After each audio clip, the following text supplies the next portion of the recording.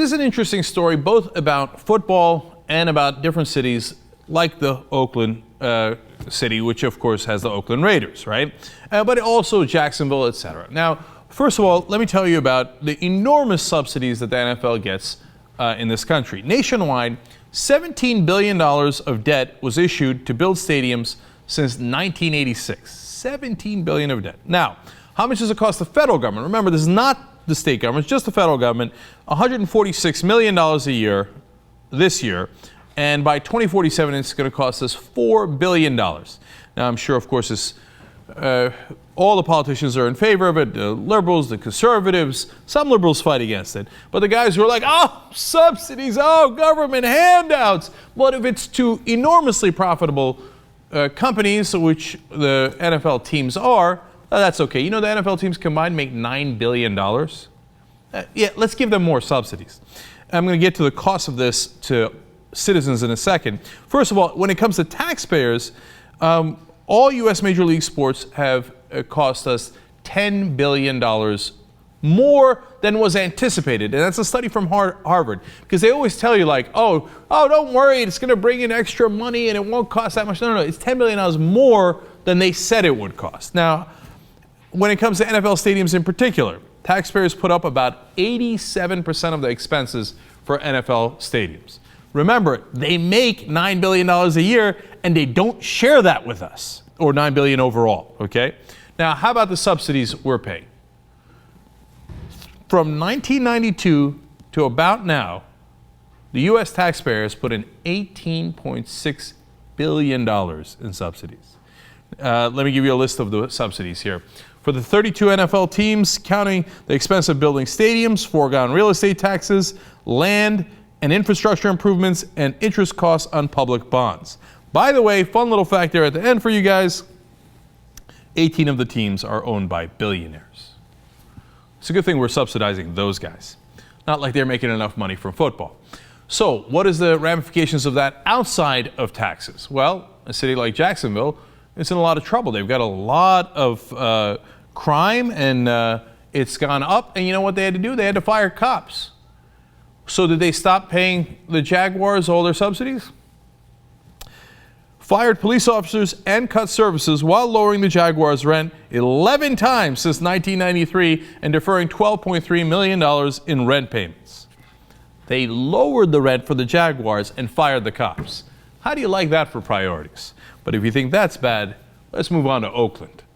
Oakland, California, $32 million budget deficit in fiscal year 2011. Well, how much have they spent over to the Raiders and for the A's as well? $14 million.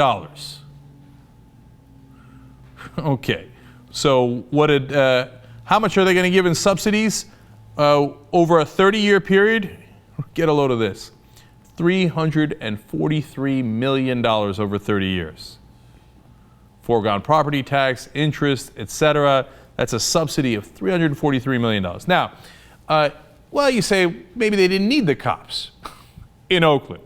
Okay, well, they are the 5th highest crime rate per capita among U.S. cities. Congratulations, Oakland. It turns out you do need the cops. You do need the money for other things. So, now, what did they do with the cops? Since they're part of the reason they don't have the money is they're spending it on the Raiders. And the Raiders, by the way, are now holding them up for even more money as we speak. They shrunk their police force by 18%, shedding 138 officers, including 80 dismissals. Now, that's not a phase out, that's you're fired, you're free to go home. So what has been the result of that? This year, the number of murders in Oakland has risen 16%, rapes 24%, burglaries up 43%. What are we doing? What in the world is our priorities? A third of Indianapolis's debt, or Indiana's debt, I should say, is because of the Colts and the subsidies that they get. So we're willing to cut cops, and rapes go up 24%, murder goes up 16%. We're fine with that as long as we can keep the Raiders in town. Insanity. And one last insult to injury. If the Raiders do leave, it would leave Oakland with about $122 million in debt after a refinancing that they did in 2012. Even if they leave, you're still stuck with $122 million debt. Look, I love football. I want them to play. I want them to make a profit. But I don't want them to take our money to make their private profit. And they keep playing the cities off against one another. They keep raiding our taxes, and I'm sick of it. I love the game. I don't love the billionaire owners so much that I want to give them my tax money. And by the way, they often pay for a lot of this through sales tax, et cetera, that hit the poor and the middle class, sometimes through lottery taxes, et cetera. Again, the poor, the middle class, disproportionately.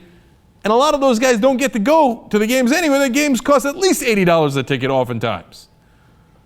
So it's a huge subsidy from us to some of the richest people in the country. It's ridiculous. It's got to end. Will it end? Of course not. Welcome to America.